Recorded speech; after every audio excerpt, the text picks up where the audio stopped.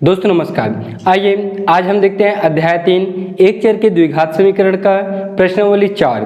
पिछली क्लास में हमने देखा था द्विघात समीकरण के लिए सूत्र और विभेदक की प्रकृति। उसका वीडियो आपने अभी तक नहीं देखा है या फिर आपने सूत्र को याद नहीं किया है तो उस वीडियो को आप देख लीजिए, उसका लिंक आपको डिस्क्रिप्शन में मिल जाएगा। और बच्चों, आपने चैनल को सब्सक्राइब नहीं किया है तो चैनल को सब्सक्राइब जरूर करें, साथ ही साथ बेल आइकन को भी क्लिक कीजिए, क्योंकि जब भी हम नई वीडियो अपलोड करेंगे तो उसका नोटिफिकेशन सबसे पहले आपको मिल जाएगा। तो आइए देखते हैं हम प्रश्नावली 4 का पहला प्रश्न आपका ये कहते हैं कि क्या कहते हैं, निम्नलिखित समीकरणों के विभेदक ज्ञात कीजिए। क्या ज्ञात करना है आपको? विभेदक। तो विभेदक के लिए मैं सूत्र क्या बताया हूँ भाई? विभेदक को हम d से प्रदर्शित करते हैं और d का सूत्र होता है b² - 4ac। ये होता है इसका सूत्र। तो हम इसको क्या करेंगे? हल। ठीक, इसको हम वर्ग समीकरण अर्थात x² - 4x + 2 = 0 को वर्ग समीकरण ax² bx c = 0 से तुलना करने पर क्या करेंगे? हम इसको तुलना करेंगे।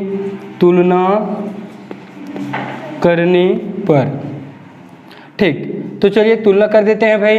तो यहाँ देखिए x² है, यहाँ भी x² है, तो यहाँ a है, तो यहाँ पे x² के गुणा में कुछ नहीं है, मतलब क्या है? 1 रहता है। तो a का मान क्या मिलेगा आपको? यहाँ a = मिलेगा 1।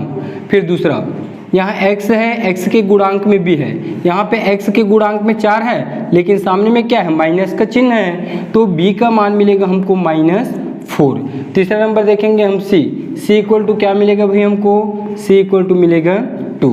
अब विभेदक का सूत्र d = होता है b² - 4ac, तो d = होता है b² - 4ac। चलिए मान को रखेंगे हम यहाँ पे, तो d का मान मिलेगा हमको, b का मान रखेंगे हम -4 और ये स्क्वायर, फिर 4, a का मान क्या है? 1 और c का मान क्या है? 2। हल करेंगे इसको, स्क्वायर है तो माइनस का 2 बार गुणा प्लस होगा और 4 का 2 बार गुणा 16, 4 एकम 4 और 4 दूनी 8। 16 में जब हम 8 को माइनस करेंगे तो क्या मिलेगा भाई हमको? 8 मिलेगा। इस तरह से विभेदक का मान मिलता है आपको 8। इसके बाद दूसरा को मैं छोड़ देता हूँ, उसे आप बनाकर देखिएगा और किसी भी तरह की परेशानी आए तो मुझे कमेंट करके जरूर बताएं। तीसरा को देख लीजिए। ठीक, तीसरा को हम भी क्या करेंगे? इसको वर्ग समीकरण के साथ इसे तुलना करेंगे। तो √3x² + 2√2x - 2√3 को वर्ग समीकरण ax² + bx + c = 0 से तुलना करने पर यहाँ पे आप उसको लिख लेंगे और मैं सीधा इसका मान निकालता हूँ यहाँ। ठीक, जब तुलना करेंगे यहाँ देखिए लिख भी दिए हैं। ठीक, यहाँ पे आप एक बार और लिखेंगे। a का मान क्या मिलेगा आपको? x² के गुणा में जो रहता है वो a का मान होता है, तो a = मिलेगा आपको √3 और x का जो गुणांक में रहता है वो b का मान होता है, तो b का वैल्यू मिलेगा आपको 2√2। क्या मिलेगा? 2√2। तीसरा यह है आपका c का वैल्यू, तो c = मिलेगा -2√3। ठीक, मान निकल गया है। चलिए d में मान रख दीजिए b² - 4ac, तो b का मान क्या रखेंगे? 2√2 और ये है स्क्वायर 4, a का वैल्यू √3 और c का वैल्यू -2√3। चलिए हल करते हैं। स्क्वायर क्या होगा? 2 और √3 दोनों के ऊपर आएगा, तो 2 के ऊपर आएगा तो 2 दूनी हो जाएगा आपका 4। अब इसमें आएगा √2 में, तो रूट और स्क्वायर दोनों कट जाएंगे तो बचेगा आपका सिर्फ ये 2। माइनस है तो ये माइनस और इस माइनस दोनों को हम गुणा करेंगे तो क्या मिलेगा? माइनस और माइनस प्लस हो जाएगा। 4 का 2 से गुणा, 4 दूनी 8, √3 और √3 दोनों का जब गुणा करता है तो हमको यहाँ पे सिर्फ मिलता है 3, क्योंकि रूट के अंदर में जाएगा तो दोनों से जोड़ी बन के बाहर निकलता है।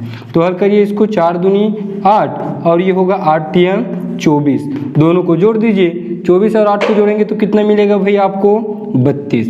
इस तरह से तीसरा का आंसर है 32। इसके बाद दूसरा का पहला है, इसमें आपको क्या करना है, विभेदक ज्ञात करना है, साथ ही साथ आपको उसकी प्रकृति को भी बताना है। तो प्रकृति के लिए मैं आपको बहुत बढ़िया सूत्र बताया था। क्या बताया था भाई, पहला d इज इक्वल टू जब जीरो मिलता है तो जीरो अर्थात कभी चेंज होगा क्या, जीरो नहीं, तो जीरो कभी भी चेंज नहीं हो सकता, इसलिए हम इसको क्या कहेंगे, समान कहेंगे।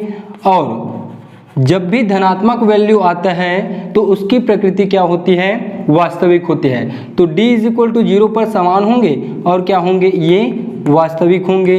ये पहला था प्रकृति। दूसरा था d ग्रेटर देन जीरो। ठीक, उस वीडियो को आप देख सकते हो, उसमें आपको डिटेल से और मिल जाएगा।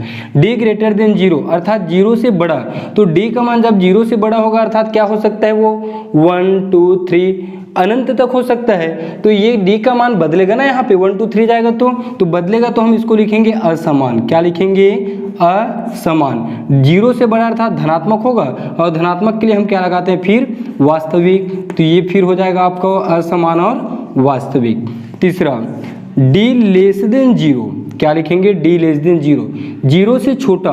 जीरो से छोटा कौन होता है, ऋणात्मक वाला वैल्यू होता है। तो ऋणात्मक वाला वैल्यू, लेकिन वो बदलेगा तो ना, -1 -2 -3 माइनस अनंत तक जाएगा, तो बदलेगा तो हम वो अलग अलग है, इसलिए उसको हम असमान कहेंगे।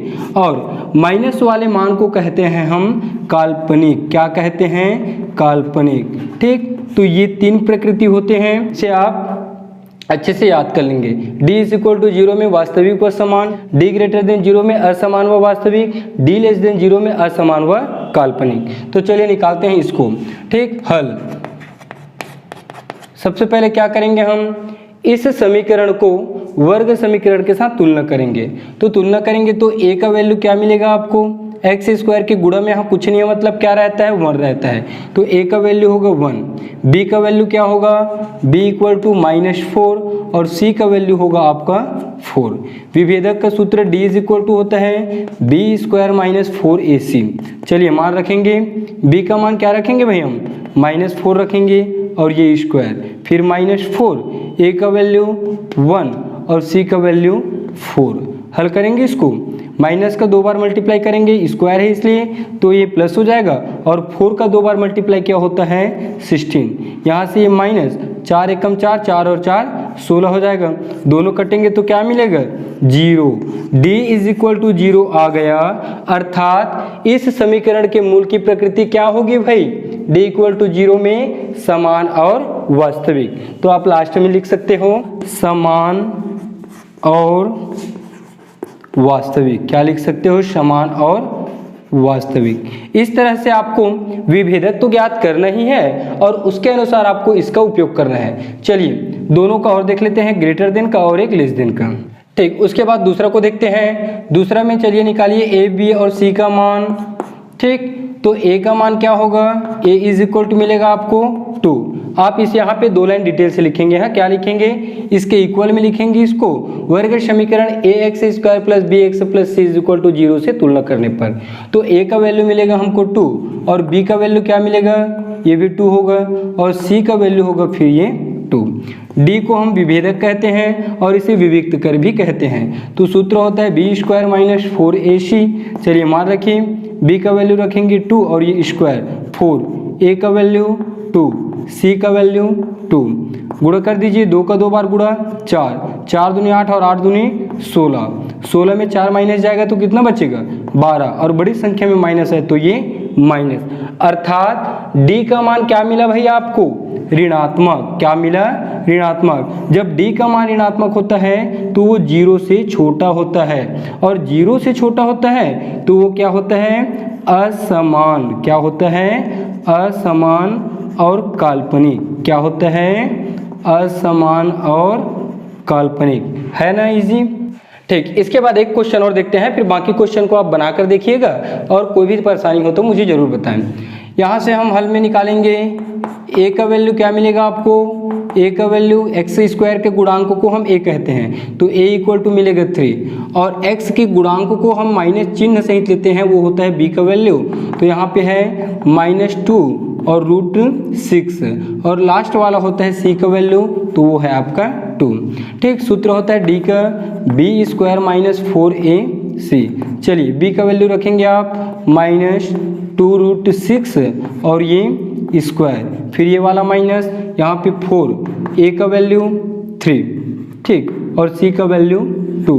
चलिए हल करिए। स्क्वायर को अंदर लाएंगे तो ये माइनस को 2 बार गुणा होगा तो माइनस माइनस प्लस, फिर 2 का 2 बार गुणा 4, फिर √6 का 2 बार गुणा, √6 का 2 बार गुणा करते हैं तो यहाँ पे क्या मिलता है हमको, सिर्फ 6 मिलता है। ठीक, इसको देख लीजिए कैसा होता है वो, √6 मल्टीप्लाई √6, रूट को हम बड़ा रूट बना सकते हैं और ये 6 × 6। अब यहाँ से हम जोड़ी बना के बाहर निकालते हैं वर्ग की परिभाषा से, और क्या निकलेगा, इसमें से एक मान निकलेगा अर्थात ये 6, अर्थात करनी का जब 2 बार गुणा होता है और दोनों के अंदर में सेम संख्या रहती है तो उसका एक उत्तर आता है, जैसे करनी 6 और करनी 6 का वैल्यू आता है 6। ठीक, तो यहाँ पे ये मिलेगा 6 और ये माइनस 4 × 12, 12 दूनी 24, 6 × 24 और ये फिर आ गया आपका 24 मतलब 0, फिर 0 आ गया तो पहला जैसे फिर इसकी प्रकृति होगा समान और वास्तविक। ठीक, आप बनाकर देखिएगा उसमें असमान और वास्तविक वाले भी आएंगे। ठीक, इसके बाद देखेंगे हम तीसरा नंबर का। तो तीसरा नंबर का प्रश्न ये कहता है कि k का मान ज्ञात कीजिए यदि समीकरण के मूल वास्तविक व समान है। तो वास्तविक व समान के लिए समीकरण का मूल क्या कहता है, d = 0। क्या मिलता है हमें, d = 0।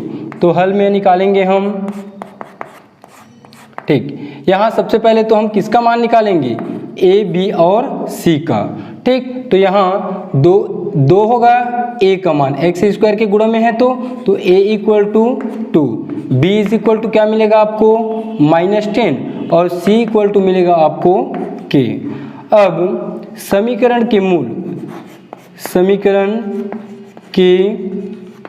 मूल वास्तविक व समान, इसको पूरा लिख लेंगे। हाँ, वास्तविक, तो वास्तविक व समान के लिए क्या होता है, d = 0 होता है और d का मान क्या होता है, d का सूत्र होता है b² - 4ac = 0।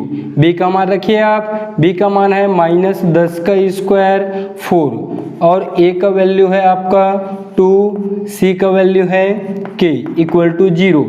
ठीक, माइनस का और 10 का स्क्वायर है तो माइनस माइनस प्लस, 10 का 2 बार गुणा होगा तो 10 दाम 100, माइनस 4 दूनी 8 k = 0। ठीक, अब हम क्या करेंगे, 100 को पक्षांतर करेंगे तो ये मिलेगा -8k और -100। ठीक, दोनों तरफ से माइनस काट देना, k का मान निकालना है तो 8 को फिर पक्षांतर करिए तो k = मिलेगा हमको 100/8, काटिए इसको 8 से तो k = 8 एकम 8, यहाँ पे हासिल बचेगा 2 और ये बनेगा 20, 8 दूनी 16, बचेगा 4, दशमलव लगाएंगे तो ये 40 बनेगा और 8 पंचे 40, तो k का मान क्या मिला भैया आपको, 12.5। ठीक है, इसके बाद देखेंगे हम दूसरा हल। दूसरा में देखिए a = मिलेगा आपको x² के गुणा में क्या है k, तो ये k, b = x के गुणा में -5 और c = k। ठीक, अब समीकरण के मूल वास्तविक व समान है, यहाँ पे फिर आप लिख लेंगे समीकरण के मूल वास्तविक व समान। ठीक, वास्तविक व समान के लिए क्या होता है, d = 0, d का सूत्र b² - 4ac = 0। b का मान रखेंगे क्या है -5 और ये स्क्वायर, फिर -4, a का वैल्यू क्या है k और c का वैल्यू क्या है, ये भी k है = 0। -5 के स्क्वायर करेंगे तो माइनस और माइनस प्लस, 5 और 5 का 2 बार गुणा करेंगे तो मिलेगा हमको 25, माइनस है तो माइनस, ये 4, k और k का गुणा करते हैं तो k का स्क्वायर मिलेगा = 0। 25 को फिर पक्षांतर करिए तो -4 के स्क्वायर = ये मिलेगा आपको -25, दोनों तरफ से माइनस काट देंगे तो यहाँ पे बचेगा k का स्क्वायर और k² के साथ 4 गुणा में है तो वो होगा पक्षांतर होके बट्टे में 4। अब स्क्वायर का पक्षांतर क्या बनता है, करनी बनता है, तो सामने में लग जाता है प्लस और माइनस और ये करनी 25 बट्टे में मिलेगा आपको 4। ठीक, चलिए हल कर लीजिए। k का वैल्यू फिर मिलेगा हमको ±, 25 को हम करने से बाहर निकलेंगे तो वो बनेगा आपका 5 और 4 को करने से बाहर निकालेंगे तो वो मिलेगा आपको 2, तो k का वैल्यू मिला आपको ±5/2। ठीक, चलिए इसका तीसरा क्वेश्चन और हल कर लेते हैं हम, फिर जो बचा हुआ है उसको फिर आप बना के देखिएगा।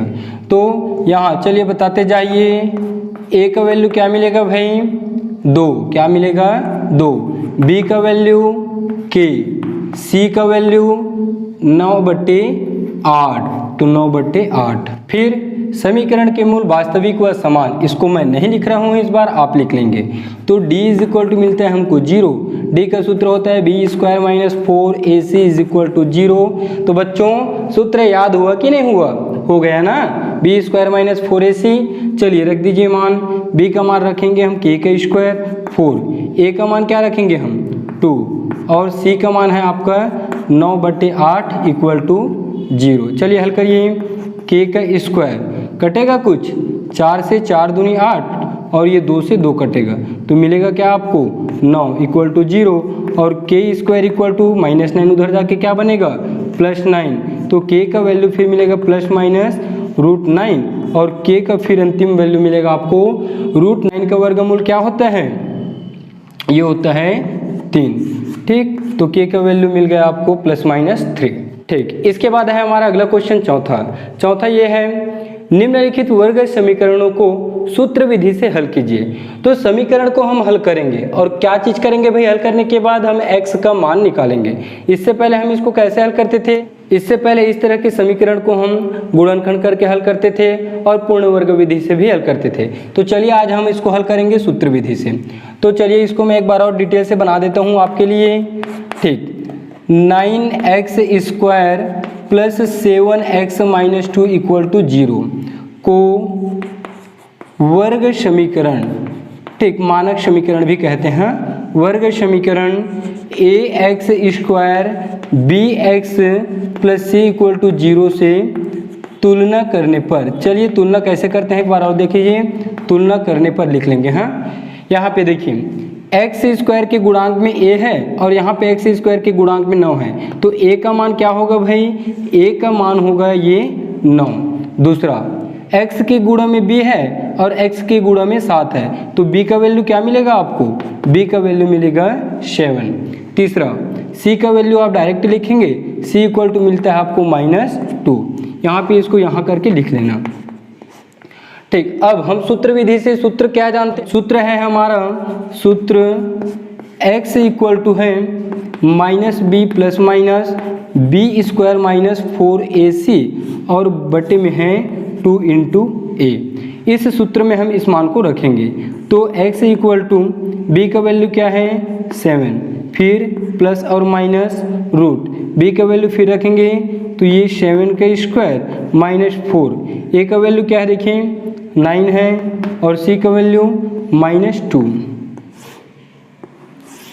ठीक, नीचे में है 2 × a का वैल्यू 9। चलिए आगे हल करिए इसको, x इज इक्वल टू ये है -7 और ये प्लस और माइनस, रूट के अंदर को हम सबसे पहले हल करेंगे, तो 7 का 2 बार गुणा 49 होगा, माइनस और माइनस का गुणा प्लस, 9 चौक 36 और 36 दूनी 72 हो जाएगा।